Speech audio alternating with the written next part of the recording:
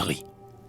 La France, dans mes livres d'enfants, apparut, en zone que coupaient les fleuves écumeux, si vaste, encore à mes yeux inconnus, semblait un jardin, là clair, ici brumeux.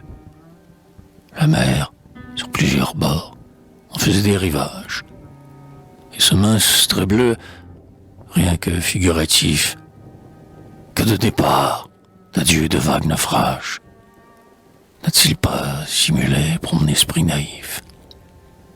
Tout mon centre enfermé était l'île de France, comme un noyau de fruits, plutôt comme le cœur.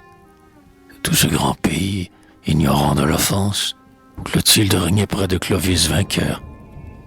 Des chênes, des forêts de chênes, la Bretagne, où les dolmens moussus se souviennent encore, où les calvaires vieux dressés dans la campagne sont jusqu'au pied des Christ fleuris de jaune et d'or.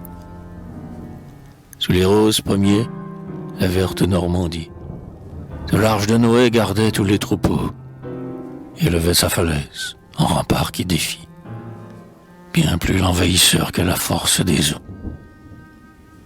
Prétour, Lyon et Dijon, où croit le monastère, tous les fruits des vergers, étalés au ciel pur, attiraient les oiseaux que mire et désaltère, le fleuve reflétant la beauté de l'azur. Plus bas, sous les mûriers où se file la soie, et sous les oliviers amis d'antiques paix, les moissons du lait que mûrit que ploie, le fort soleil, avec le vent complet et frais. Les montagnes étaient bornes infranchissables, puisque je ne savais alors que mon pays, ses rivières, ses prés, ses forêts, ses sables, et des autres n'ayant encore rien appris.